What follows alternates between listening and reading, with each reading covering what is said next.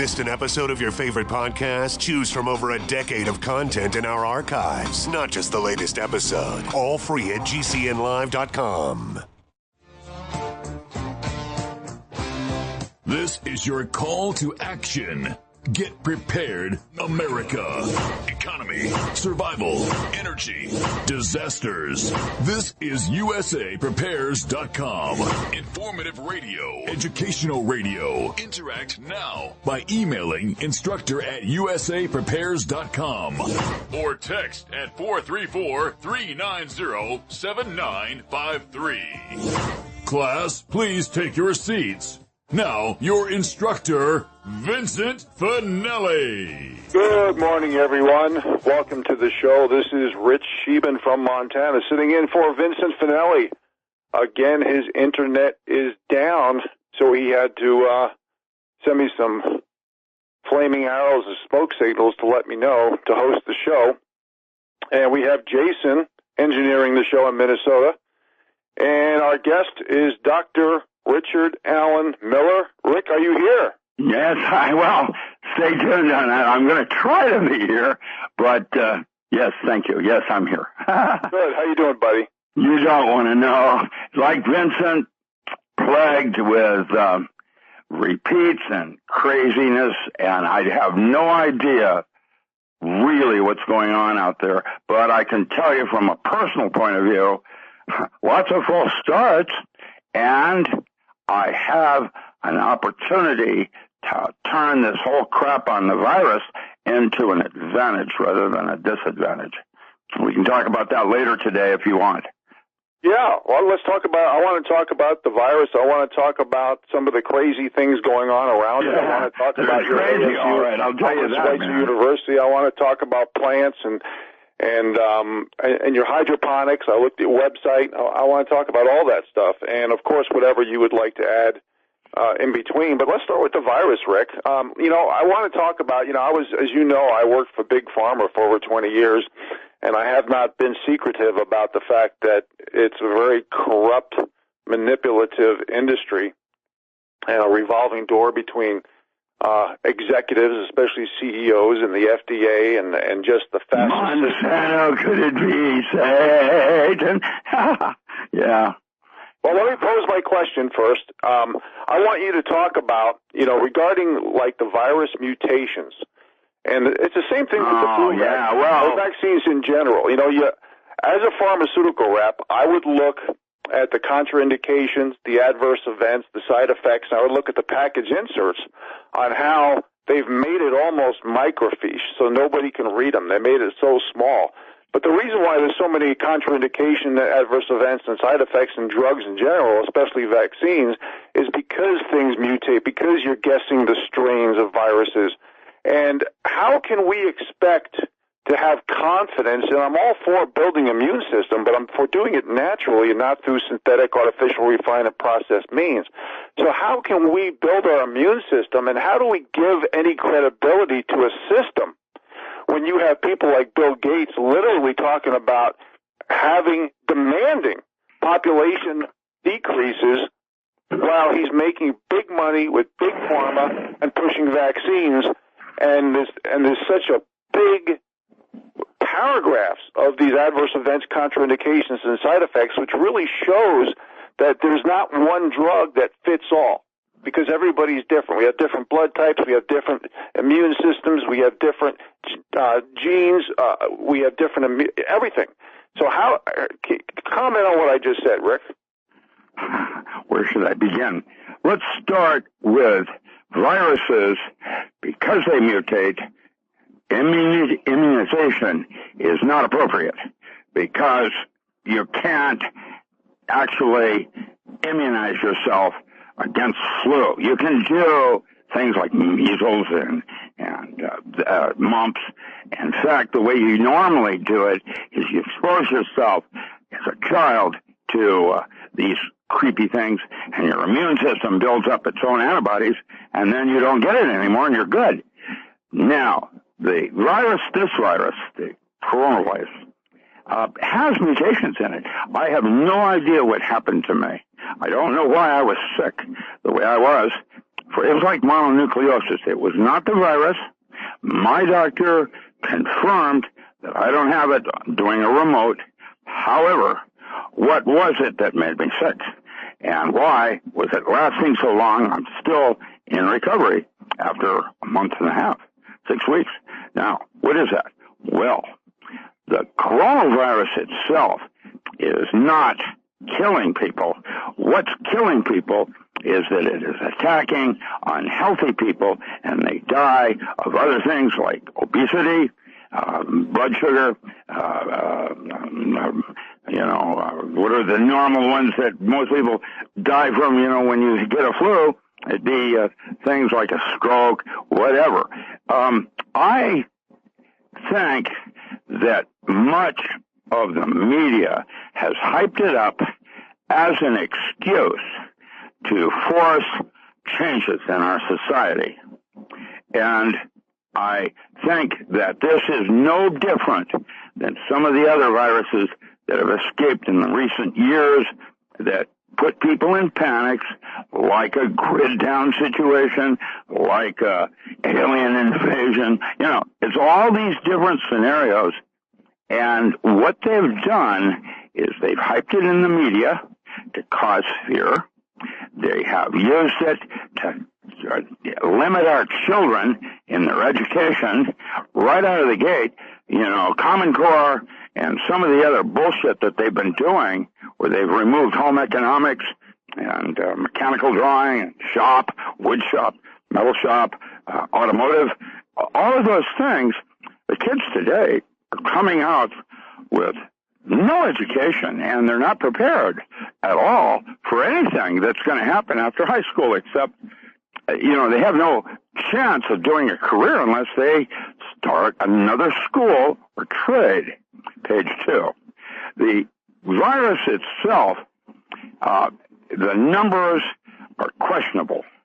You let me know when we're running out of time. I don't know where we are on the time, and I tend to run over, so you just give me a cue. As long as you're giving good, viable information for the people regarding education and ideas and solutions on what to do. I do want to comment on what you just said regarding the agenda, because I've talked about this on the air, and I talked about it when I interviewed Gwyneth Isaacs yesterday.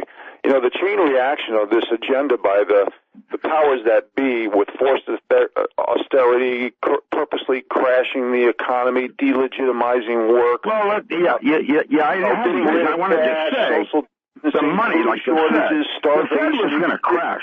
We knew that, but now this is an excuse to go from paper money to currency. This is an excuse to change things that they want changed. And this is also an opportunity for us to do the same thing.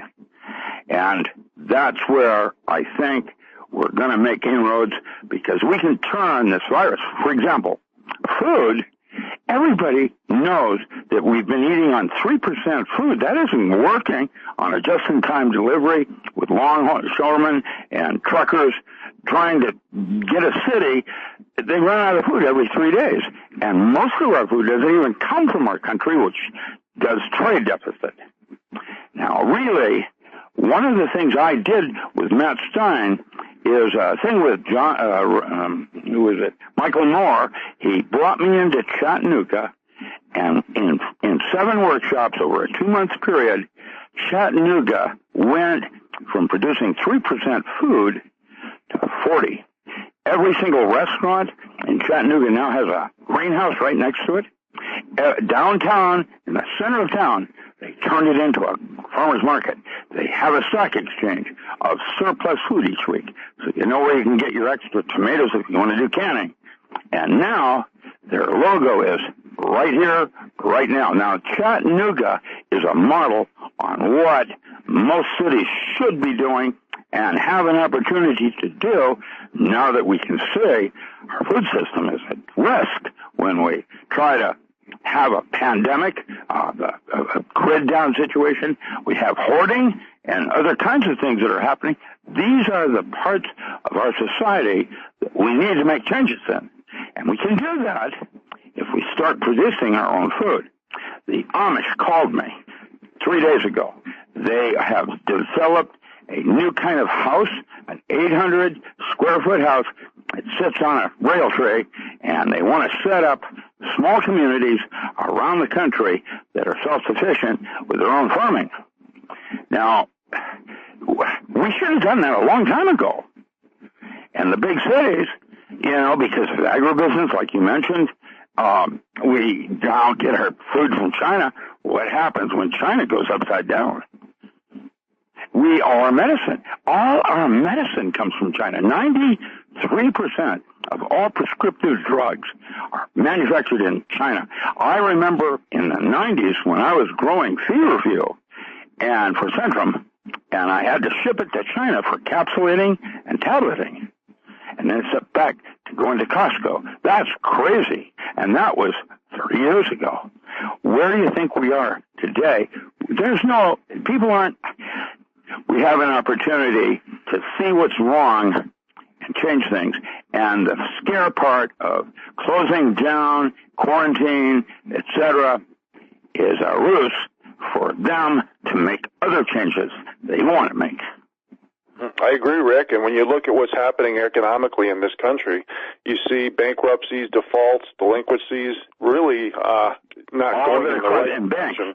Oh, yeah. You see all this welfare for the rich with stock buybacks and fractional reserve lending and money being printed out of the thin air going to the wrong people, where the average, I mentioned this on the air just the other day, where, the average person should get over $6,000 per year from the stimulus package, but it went to all the wrong connected, corrupt institutions. Yeah. Of course. What did you expect? That's politics to be distinguished differently from moral codes of ethics. Walking the talk. We haven't had a statesman working for us in Congress, except for that one judge that finally came out and spoke. The Supreme Court judge came out, code of silence, and now he's came out and said something about the Supreme Court. We have some serious problems here.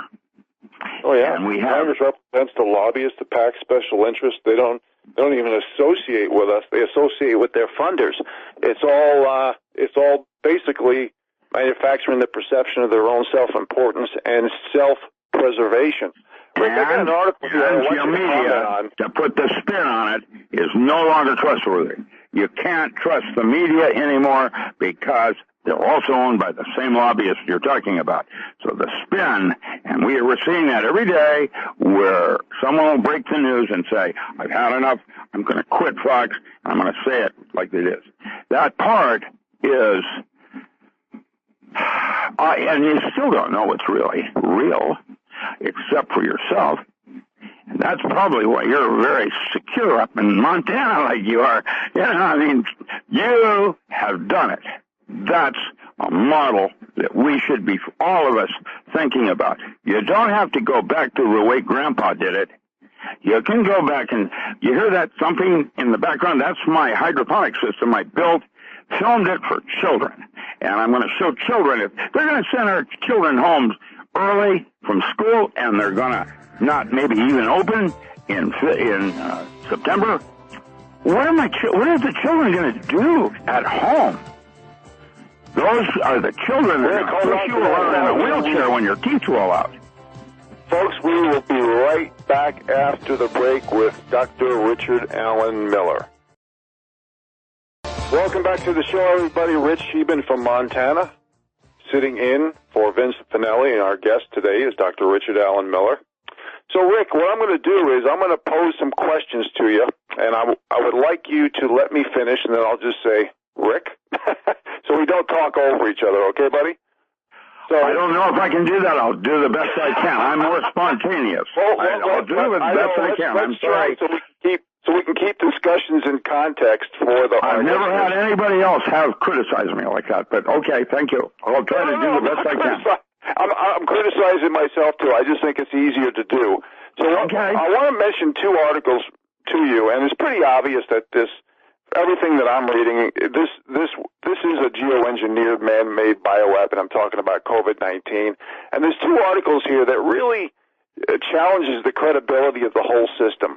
The Tanzania, I don't know if you read this, Rick, so I'm going to mention two articles here. The Tanzania president basically sent in tests regarding COVID-19, and they used a goat and a pawpaw, which is a fruit, and they turned out to be positive.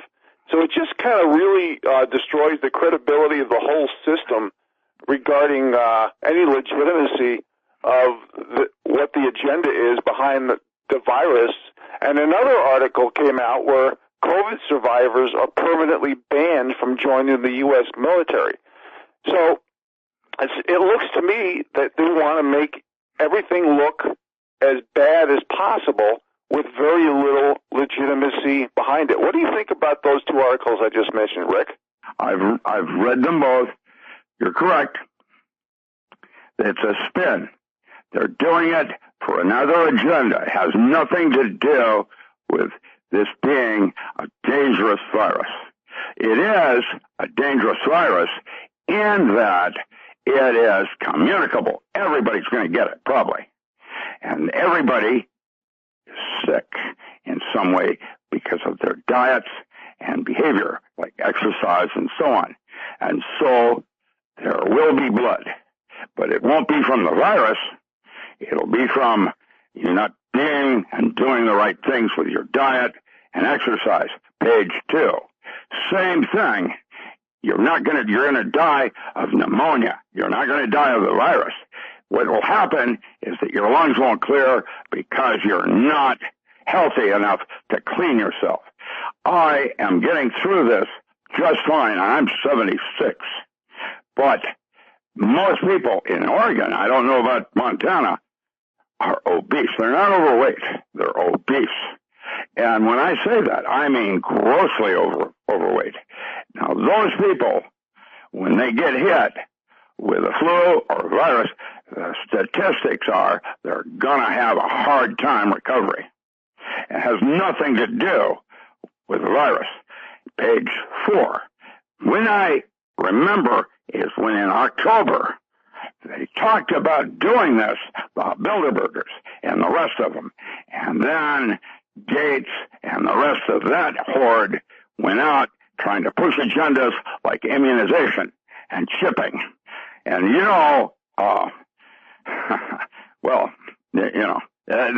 it's not going to play with anybody like May that has a knowledge base to say, you can't immunize against this kind of a flu. It doesn't work like that.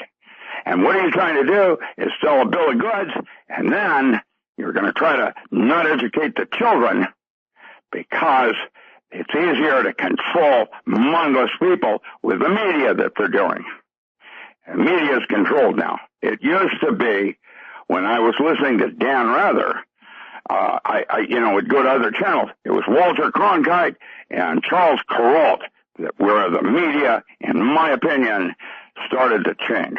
I liked them both, and Dan Rather, I started going to CNN. I would not touch CNN today. It's crazy. They're all owned by individuals with agendas. And we see it time and again in the media. Look at the paper, what sells fear mongering.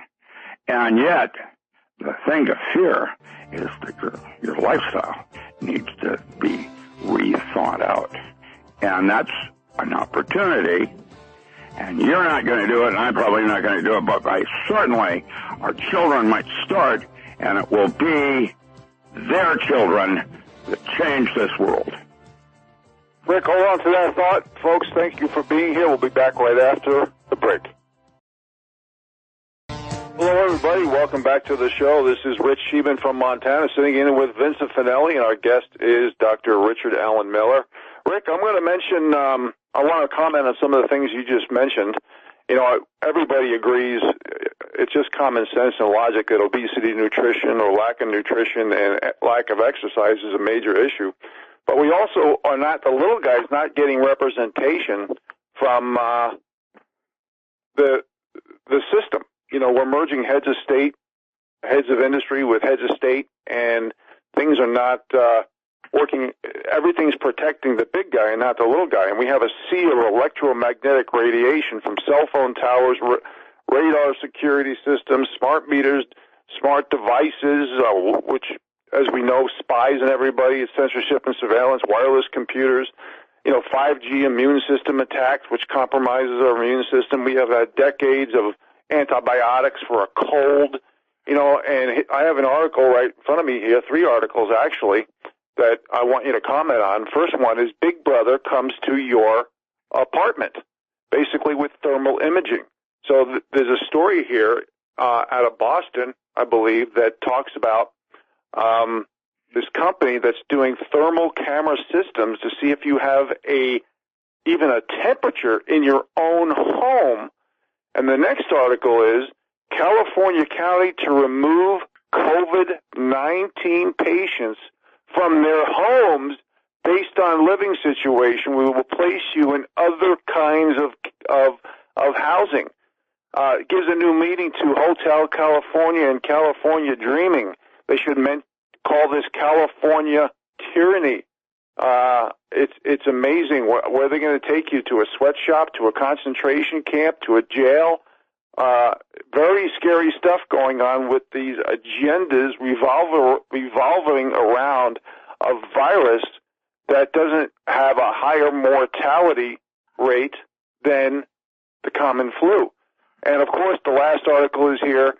This is all done for our safety, but federal judges around the country are freeing hundreds of illegal aliens who are often murderers, rapists, and sex offenders for our safety. Rick? Well, I don't know. I don't want to be so negative. For me, I see this as an opportunity, and if I take advantage of this as an opportunity, none of what you've talked about is actually going to matter. One of the things I'm concerned about is the difference between a prison and a penitentiary. That's an example of what's going on right now with lobbying. Prisons today do not rehab criminals. And so to keep them in there for 30 years rather than a death sentence sounds to me like, I don't know, what do you call that? Big business. There's a privatization. I have watched what a penitentiary is that was started by the Quaker. And that was to rehab somebody so that at some point he could come back out into society as a functioning contributor. Now, we don't do that anymore. Why? That's the big question, and where we're going to go next. I am concerned, and I don't care for what's going on right now, and I don't know what to do about it. And so what I'm going to do is what I can in my own way. I'm going to try to empower children, because you and I are too old to make these changes. And it probably won't be my daughter or your son or whatever. It'll probably be their children. What we do is we show our children, what we think, because Gen X's and millennials are quite different than you and me, and their value systems. Gen X's, I wouldn't want to be a Gen X. Can you imagine what it must be like to come out of high school with no skills at all? You don't know how to use a tape measure or change a flat tire? That's crazy. Children are, in my opinion, are our single most important natural resource. And we are wasting it away in an attempt for agribusiness to take over and have a caste system like India, them and us. And I was in Mexico. That's a place to visit sometime. Gated communities with mostly. I saw in Mexico City 60 miles of solid ghetto, all the way from Grants Pass all the way up to Roseburg. It's a single city. However, every single house had water tanks, spare water. We don't even do that in America. We take it for granted, and then we have Michigan and Flint, some of these other things that have creepy water because fracking, whatever. It's time for some changes. And you'll notice some states are going up against the feds. How's that play? I don't know yet. Stay tuned. I can tell you that when I go to Bi-Mart, there's half of people are wearing masks and are freaked out. Half of people don't give a damn and laugh. And then there's May watching this insanity on both sides. Well, I mean, get a grip. I mean, that's what I'm saying. What do you say? And the way people are driving now. Rick, let me tell you something. Let me comment on what you just said earlier. You know, you mentioned about people, murderers and rapists and things like that. You were kind of indifferent about them being freed by judges. Now, it's obviously going in that direction where adult mutual consensual sex doesn't matter because pedophiles are going free. Rape, the average rape prison term is only 4 years. George Conway basically was lashing out at Trump for saying that he was deranged while he said nothing, while his wife, Kellyanne Conway, was insulted by a Democrat congressman saying that she looks way better on her knees. And Nancy Pelosi just recently said, I'm not going to answer any more of these Biden rape questions again. So I guess what you're saying is kind of true, but now rape, it doesn't matter. It just so we're obviously going in that direction. Well, let me say something about Boy Scouts, for example. When you have Boy Scouts was an exceptional thing. I made Eagle. I probably became a man working in Boy Scouts. The way I made Eagle, the Navy gave my troop, 88 in Seattle, an old lifeboat. And in the next 2 years, 30 of us converted that into a twin-masted schooner, sloop rig with a centerboard. And then, to make Eagle, I sailed it in the outer straits as yeoman all the way from Seattle to Alaska.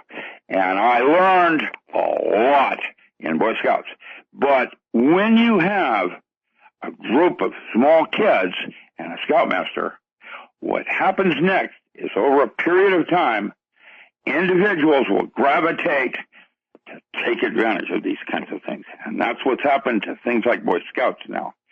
And it's a shame because it really was, at one time, something that made me a man.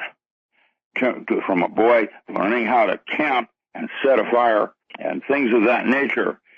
I look at the 1930s. There's 7 Boy Scout manuals. It was a 7-volume set in 1933.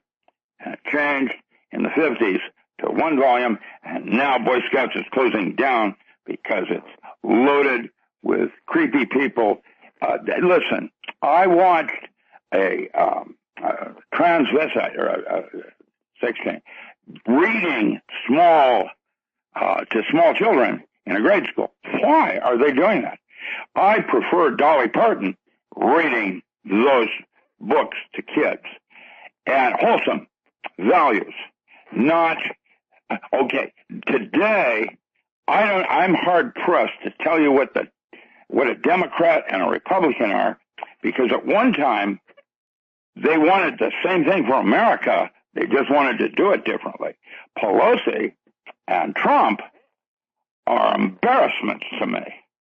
The way Pelosi behaves when he's speaking is inexcusable. And the way he talks is inexcusable. And that is what we have as choices for our president, which is supposed to be representing the most scholarly and most morally correct in America. And they're not. It's an embarrassment. I feel like an ugly American again, just like Vietnam. Now, there's something else going on, and I cannot remember a president I really respected. I got to go into the Oval Office with Richard Nixon for a period. Every week. I was, the one that was from the Navy that would read him the good news, the bad news, and what we're concerned about. And I found that individual to be very intelligent and had his own creepy agendas. And if you don't understand that, watch Designated Survivor and you'll get the big picture. Who knows what's going on? And, you know, you talk about rapists, they come at the highest levels in politics. And I think it's time America cleans house, that we decentralize more into smaller communities like the Amish, or Quaker, like the Quaker are now advocating, small, self-contained, small communities. I have this aquaculture thing I did for children. I filmed it, making it out of parts from local here. And that system, aquaponics, riverponics, is the one that's used in an old missile silo that is 60 feet long, and they just run them right straight down, and, you know, different sets of them. And what I'm going to do is I'm going to grow several plants in the aquaculture and several plants in soil, and watch and teach the children how the differences between a hydroponic, an aquaponic, and soil. And then let the kid that has to be at home, because they won't take them at school for some political reason, teach them how to grow their own food. Now, that won't work for the kids totally, but it'll be their children, those kids' children, that will start to do that. And maybe we'll eat fruit from our locale rather than from China or Mexico. And the stuff you buy in the store now doesn't, I mean, like oranges, navel oranges, they're quite different today. And they always, in a bag, throw one in 2 weeks older at the bottom of the bag so that there'll be one that rots and rots off two others, so you're not actually getting the bargain you thought. You're now paying extra for your Rick, hold on to that thought, buddy. We will be back on the other side, folks. Welcome back to the show, folks. Rich Scheben from Montana sitting in for Vincent today, and I'm with Dr. Richard Allen Miller, richardallenmiller.com. And what we're talking about today, our talking points are basically COVID. We're talking about COVID-19, the virus, the credibility and agenda issues pertaining to it. We're talking about gardening, plants, nutrition. And in that context, Rick, I want to ask you, I want to talk about, plants in general. Soil comes, nutrition comes from the soil.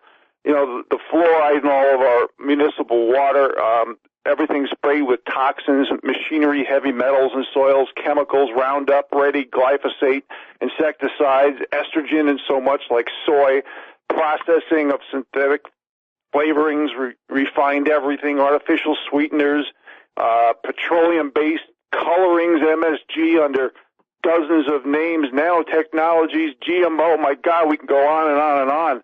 And with what you're doing with ASU, Albert Schweitzer University, and in the context of immune system building, you mentioned hydroponic gardening. It's on your website, which is richardallenmiller.com. And I want you touched on this, and I want you to go into a little more detail regarding hydroponic gardening versus soil gardening in the context of cost, initial startup, yields, nutrition, organic, and skill sets needed. If you would, Rick, please. Well, there's pros and cons to aquaponics to be distinguished differently than hydroponics.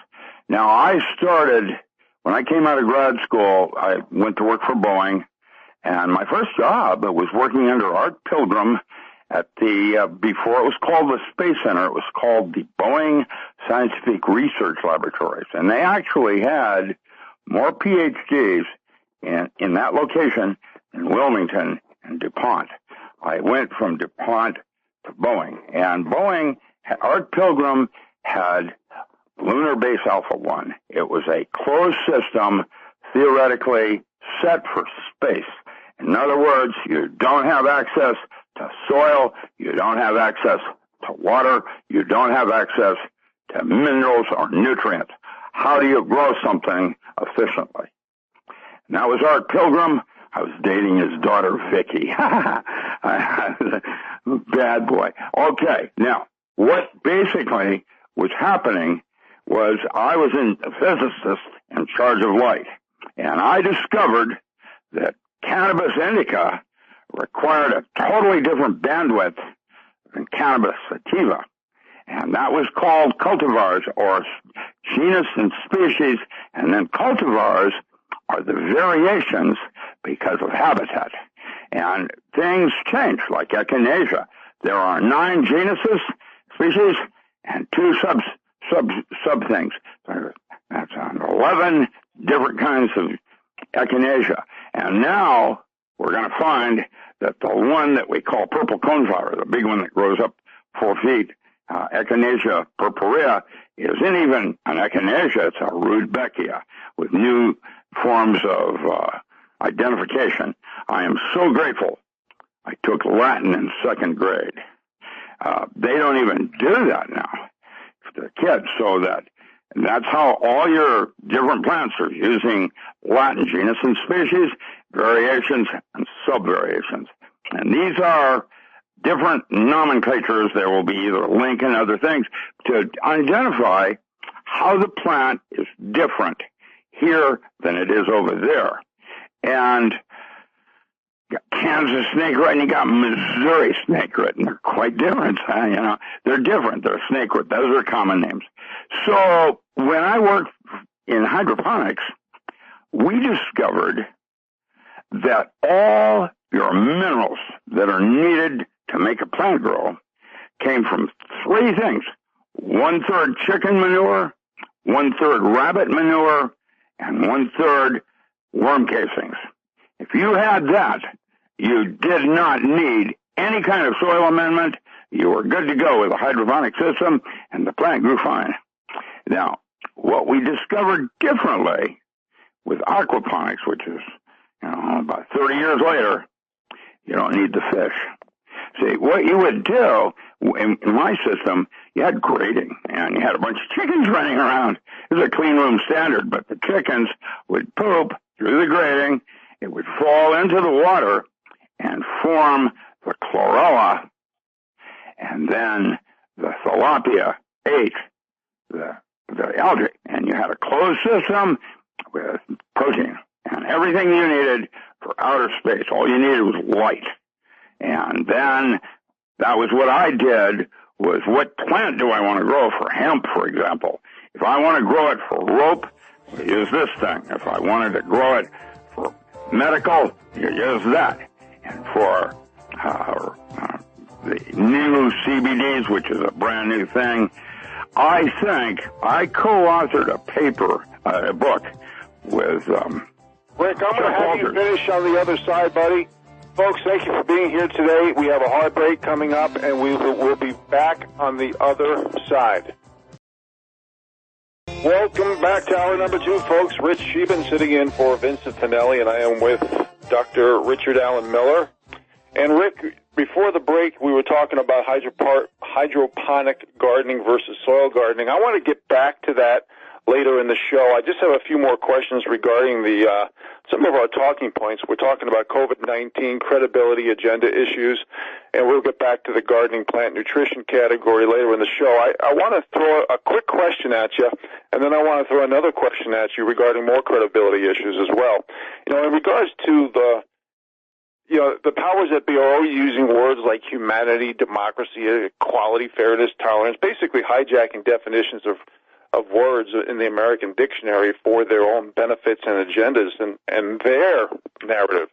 So just from the humanities standpoint, my question to you is, should we make it illegal to have patents on viruses where vaccines go hand in hand, never mind weather manipulation tools, because medical malpractice is the 3rd leading cause of death in America from what I read.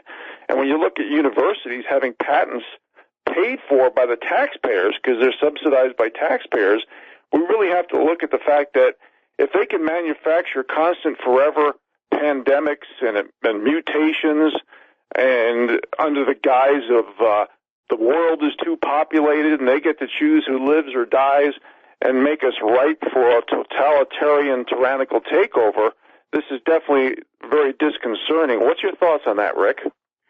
Well, what do you think? I mean, get a grip. Anybody that would want to create a weapon that could possibly wipe out mankind, what exactly is that? Is that a human being? I've been in a war room. I've seen the way Dr. Strangelove takes over and gets crazy. I've seen it for myself. And, there's a movie, Epoch, where this thing hits the earth 20 million years before man. And then, right at some moment, it comes up out of the ground to be there for some purpose. Who knows what it is? And the first thing that happens is a couple of Chinese MiGs go in to nuke it. Now, why? When you realize the amount of change in just 100 years, imagine a farmer in 1820 in England watching you and me talk to each other right now on radio to a couple of thousand people. What do you think he'd think about that? They didn't even had that kind. That's 100 years. And you got 40 million years, and you're going to go in and nuke it? Get a grip. What happens is the artifact defends itself and decides, that man needs to devolve back again. And that's how it plays. And if you really look at history, man is devolving, not evolving. And we used to live in different centuries longer. And it's in the books. And it means we didn't have a shorter orbit. So something else is happening here. Has nothing to do with man controlling the situation. And you have choices, as to whether you want to be this way or that way. And we talked about morals and ethics one time. An ethical man knows not to cheat on his wife. A moral man won't. And everybody's different. That means there are many different kinds of intelligences. And just because we allowed one size does not fit all. And medicine is broken. So is dentistry, by the way. I mean, they say that your heart rate and mine at this age should be the same. And that's not what I find out in the universe. Now, why would medicine do that? Well, so they can put you through sieves without having to do their work of actually paying attention. Now, I wrote a thing once in one of my books that when it was going through a reprint, they redesigned the book and it had more pages, and they needed me to write something. So I wrote a thing called The Distinction Between a Healer and Health. And a healer implies illness. That means in modern medicine today, there's something wrong with you. They can find something wrong with you at some point, somewhere on your body. Now, the American Indian had only 300 known diseases, and they had a cure for each one of them. And now we've got 30,000 diseases, and some have been so complex now, from subdividing from one to another, we don't have any cures, like herpes and cancer and And or what we're going to do is treat your cancer with another toxin, and which one are you going to die with first, cancer or radiation? I had a little girl die in my arms as a stepdaughter, and I had Dornbeckers, and I watched how they treated her dying at 15 with cancer. This is not the way we want to be, and health for one person is an illness for another. And most things, your body is already equipped to take care of and defend yourself without it being a weapon or not. And to have patents on that, I made a bigger gun. This one, look, it's like, I remember a time when they made it illegal to detonate a nuclear warhead in the atmosphere for fear of a firestorm. And that's what happened in Paradise. 5G technology went unstable, and it dumped 10,000 homes in one moment as an unstable thing very similar to what we were hearing with nuclear detonation in the atmosphere. And why would they put 5G when they already know it's toxic? It has LD50 ratios in different parts of the body, and now they want to put it on every house in America. Why is that? Money. And it came from China, and I don't need it. And I said no when they came out to put a 5G on me, and my meter isn't even on my home. It's on a post next to the house. But I'll tell you what, there's a 5G down the street. I can see it. And so you can measure that radiation. And I can tell you, Dr. Beal, B-E-A-L, out of Florida, has done intensive studies on LD50 ratios on different bandwidth. And 5G is why we have an atmosphere to screen that creepy radiation from outer space before it hits the Earth. And right now, you have a problem with bumblebees. That's because they use that bandwidth for navigation. And when they get in that field, they're confused. They don't know what to do. And the ants and flies and cow pies, count them.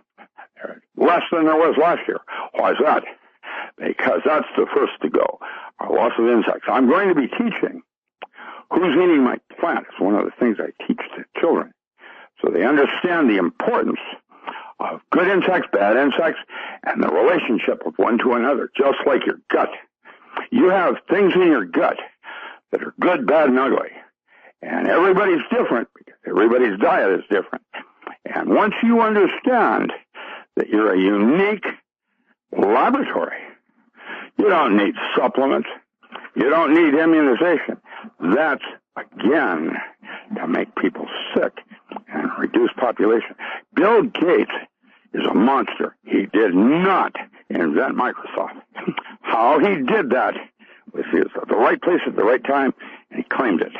I was there because I used to hunt rabbits, Redmond. I've been there, done that. I've seen all of this, and I've had enough. There isn't anything I can do except radio. And people are listening to me and maybe waking up. That's called, quote, the awakening, getting a grip.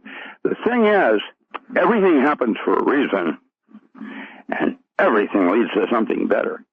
So how do we take this terrible event with quarantine and things and actually make it as an advantage?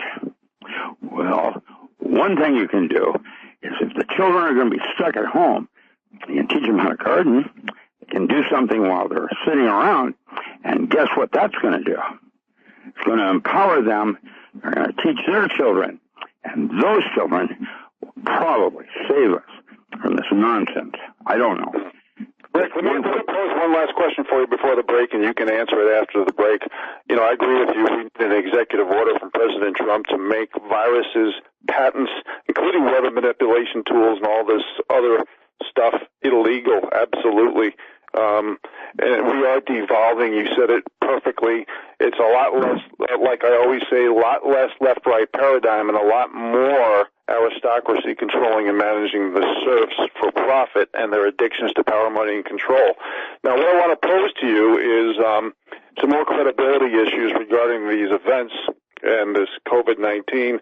Project Veritas, I'm sure you saw this, CBS, they disclosed, and they have it on video, that CBS staged an event that people were being tested for the virus, and they used Cherry Health employees. They fake testing is what they did. I'm paraphrasing to make a long story short, to make it look like more people were in line. This was in Grand Rapids, Michigan.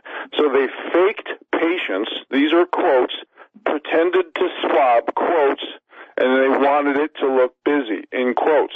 So they used the medical staff as patients, and Gail King reported on this fraud. Now, talk about devolving. There's a really good documentary out called Plandemic, and I saw parts of it where Dr. Mikovits And she that was a good one. A very brave person, accused Dr. Fauci of, quote, corruption and suppression. And Dr. Shiva has also a lot of guts. He's been on many news networks in the alternative media warning about Dr. Fauci and his 40 years of government fraud, creating bogus science and wasted billions of dollars, in quotes. And he also talked about Gates and Zuckerberg being fakes as well. So, I want you to comment on a lot of the staging that's going on for theater and what patriotic Americans like Dr. Shiva, who's running for Congress or the Senate, I think against Liawatha or whatever her name is in Massachusetts there, and Dr. Mikovits doing the same. Your comments, Rick? I get it, that everybody knows it's not real. Why bother with them? Vote for Donald Duck. That's what I do. I'm not even talking about president right now. I'm talking about... I know. These guys, it's quite obvious they control the media and they have lobbying. That's what Washington's all about. I think it's time we start to limit politics and the need for government. Not get rid of it. But I don't think we need to be spending more than we are right now. I don't think so. I don't think we need a problem with money. I don't think we need a problem with population. I think what's really wrong... Rick, hold on to that thought. Welcome back, everybody. Rich Scheben sitting in for Vincent Finelli, and I am with Dr. Rick Miller. And Rick, before the break, you were talking about how government needs to be reduced. I think it needs to be reduced by 95%. A lot of things are very inefficient. Even our healthcare system is inefficient. I mean, Big Pharma runs it. We have a 16-to-1 ratio of administrators to doctors or diagnosticians. So, the whole system is basically run by lobbyists and PACs and special interests and basically, we have a true fascist system where the big corporate oligarchies and big government are basically protecting one another. And so you were talking about reducing government before the break, and then the music cut you off. Go ahead and finish your thought, Rick. Well, I don't know about... Yes, we need to decentralize. I think we need to go back to a smaller community where everybody knows their neighbor. I live in the country, and I've been here 6 years, and I have met almost all my neighbors. None of them are friendly. They're all locked down and have their own little things, whereas Matt Stein used to say with me, it will be your neighbor that saves your life. And that's probably like pandemic. When I got sick, I called my neighbor, the one I know real well, and asked him to get a hold of Julie. And what he did is he called Julie and he called 911. Now, 911 is a for-profit business, and that man is a paramedic. He's not a medical. And he put me on quarantine with no cause, and he wanted to take me to the hospital. And I said no, because I couldn't afford it. And that would have been possibly a death sentence for me. Now, that's because there's no... once they get you in their systems, plural, who knows how that's going to play. I remember my father's surgeon used to come home for dinner with my dad once or twice a month. And my doctor doesn't even know my middle name, probably, and I've been with him maybe 37 years. I chose him as a Seventh-day Adventist, and all he wants to do is build an empire. He wants to put me on meds now that I'm 76, so I have to go in every 4 months with recurring Medicare ka-ching, rather than really care about what I'm doing and what my health is. I'm actually healthier than him, and that's that. With that said, that's why I'm concerned with the way things are going regarding money. You know, Mark Knopfler was the one that said money's for nothing, but the chicks are never free. And that's that. I'm kidding. What I'm trying to say is when you put a value on it with money like that, it changes things like Boy Scouts. You're asking for certain kinds of people to mine you, to take advantage of your wallet, and they're there not to help and be your friend. They're there to see what they can get out of you and move on. And I just don't want to live like that anymore. I guess I'm getting old and grumpy. I don't mean to be, sorry. I just, very few people do I really respect and care for because their values are quite different. It's okay to have different values. That's what makes us God favorite. We have choice. But when it starts to what they can get from you, because it's capitalism and communism both, and fascism, none of those systems work. I have worked with Amish and the Quaker, Mennonite, Doukhobor, the smaller communities, and that seems like where we're headed. And decentralizing. Decentralizing is a great word, Rick, and I agree with what you say. And we will be back right after the break, folks, for our last half an hour of the show. Thank you for being here. Welcome back, folks. This is the less than half an hour of the show. Thank you again for being here, and I'm with Dr. Richard Allen Miller. That's richardallenmiller.com. And I want to make a couple comments on what you said real quick, Rick, before we go back to what you were talking about earlier, and that is, you talk about how we have different ethics and morals and values, and unfortunately, it's just we have rules, laws, and accountability based on what group you're in, what victim group status you have. We have different consequences for the group, basically for the vote and divide and conquer strategies in order for the elite to get their agendas passed, and that's very unfortunate. But I think in the last year, a lot of people are waking up to the fraud, to the corruption, to the manipulation, and that's a good thing. Now, regarding the Boy Scouts, I was in the Boy Scouts for many years, and growing up in the metropolitan area of New York City, it indoctrinated me into nature. It taught me about the woods, self-sufficiency, food, water, shelter, edible medicinal plants, and I wouldn't have traded it for anything because it taught me how to camp and live off-grid like I do now, grow my garden like I do now, harvest edible medicinal plants like I do now. Hunting and fishing, it's a great lifestyle. What the Boy Scouts really gave me was an opportunity to learn a lifestyle. Like you said, today's kids are graduating with absolutely no skill sets out of school. And that's not just high school, that's college as well, and they're in debt up to their eyeballs. And in this economy, that's not a good thing because we have unsustainable headwinds for future rate of growth, and we have to stop looking at GDP and start looking at happiness, okay, for the little guy. Now, Rick, I gave you the question earlier, and I want you to go back to it. We have less than a half an hour left in the show. I want you to talk about Albert Schweitzer University.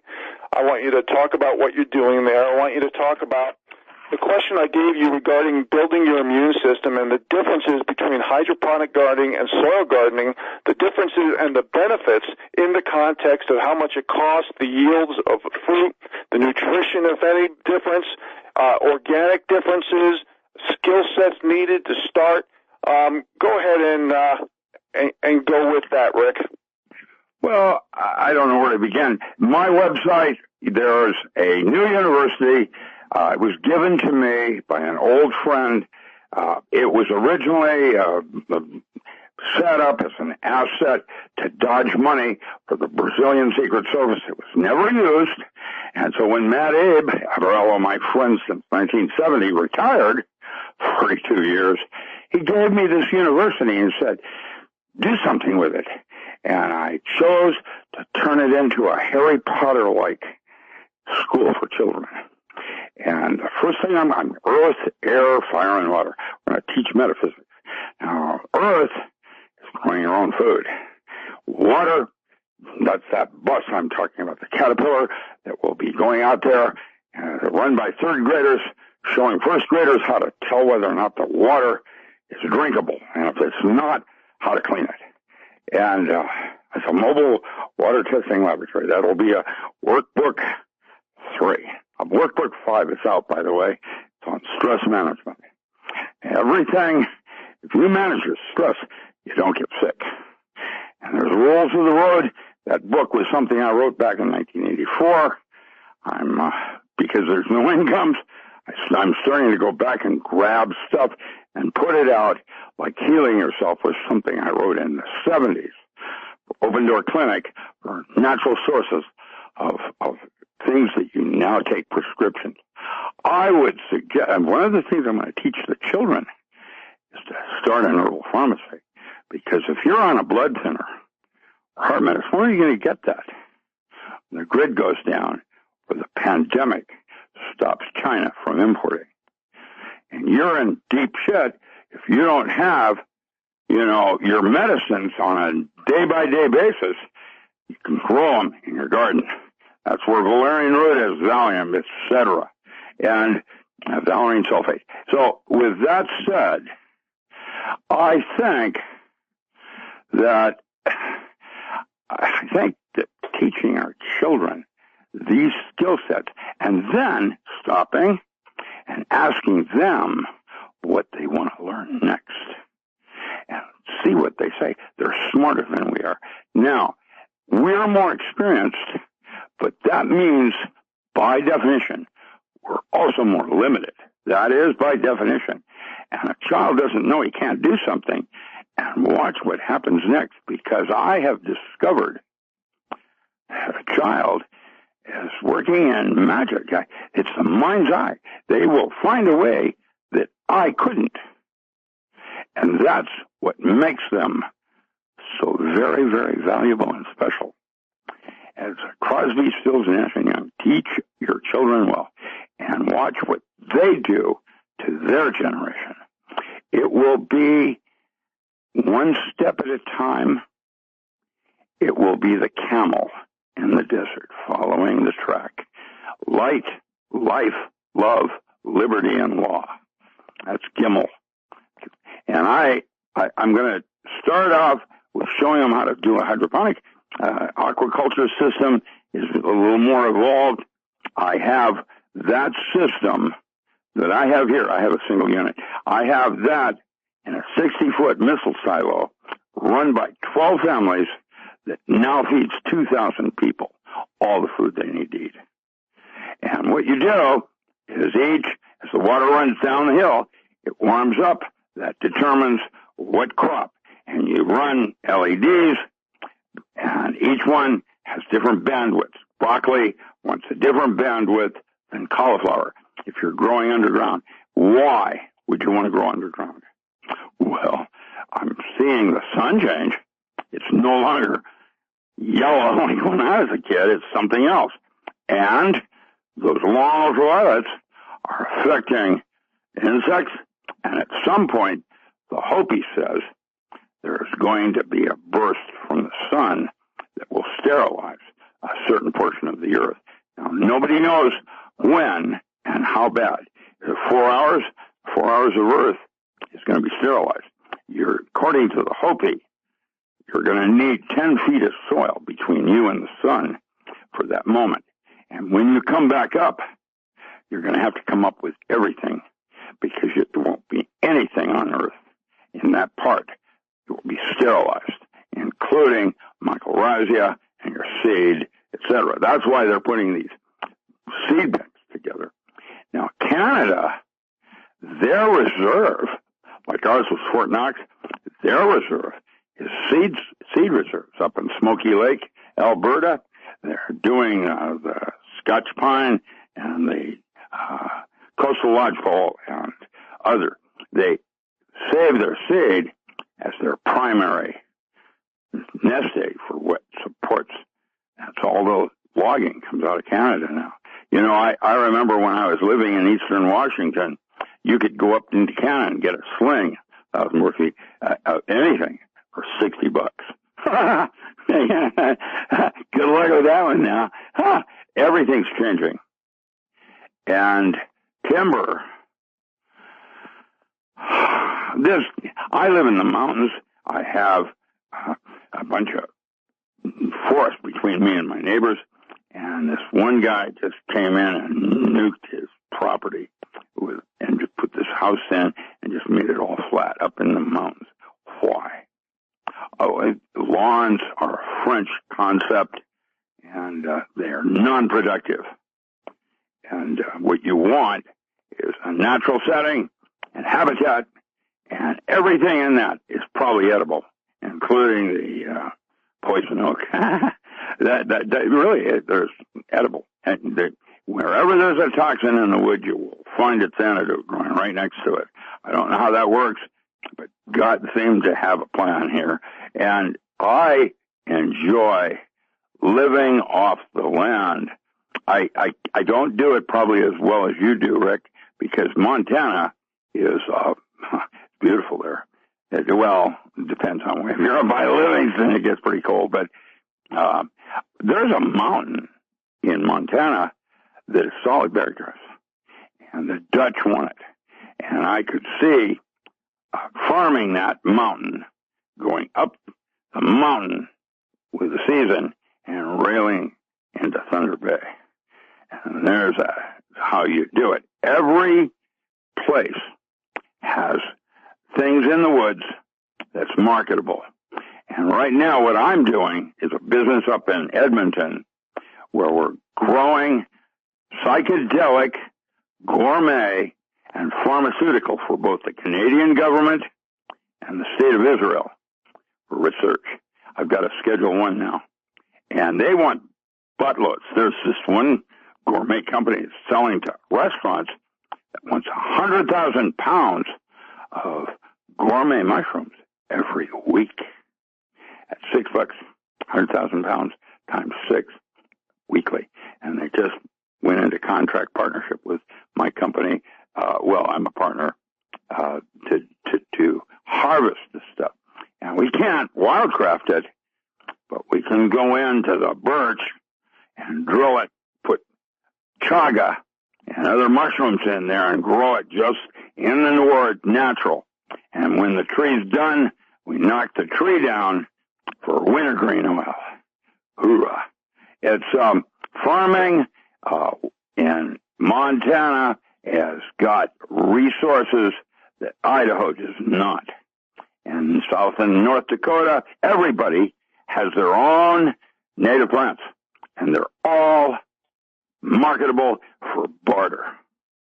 And that's where I see our future with small communities, where you're growing, farming your woods in stories. You know, you got first, second, and third stories, and you need a canopy, and that's where you grow your ginseng. You can terrace it. I've got a 1,500-acre wildcraft farm of ginseng just in Michigan, following the creek down the hill.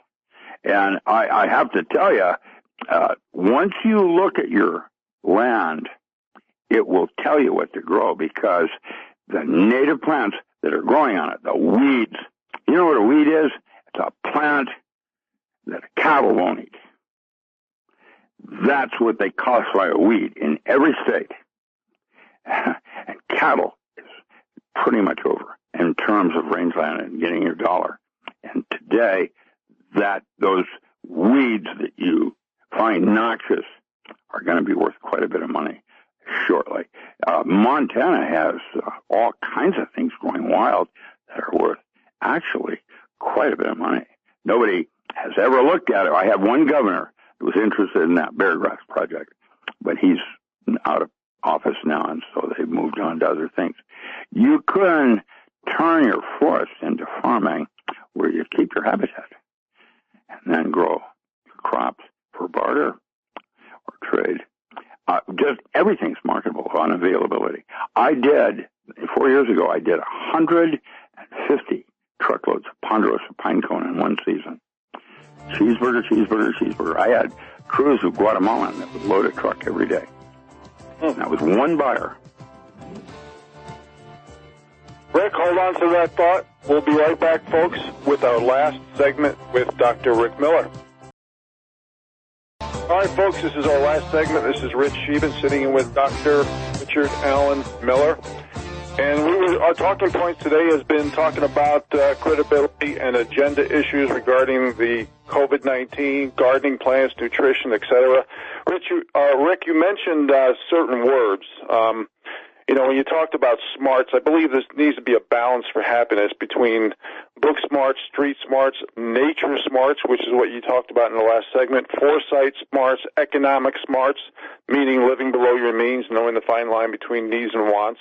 But I took a lot of notes while you were talking. When you were talking about birch, I harvest chaga here in the North Woods, and that's where... I've got a buyer. Call me later.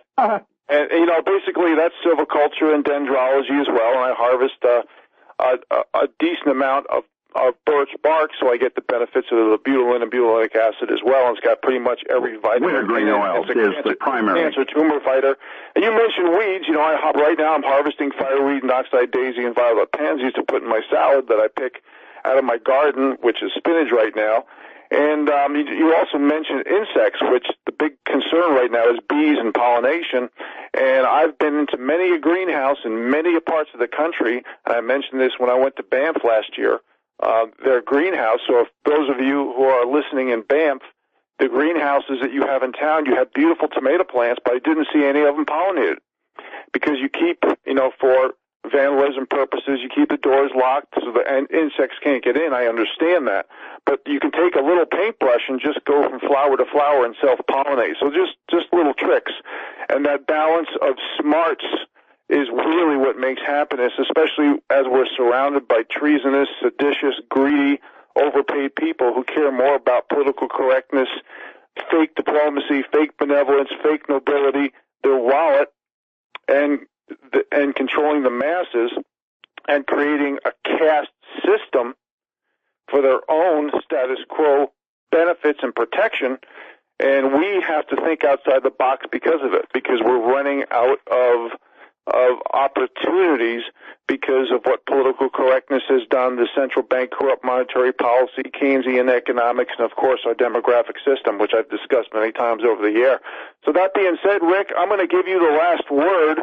If you want to pitch Albert Schweitzer University and more hydroponic gardening, please go ahead. What bothers me the most is the individual farmers that grow things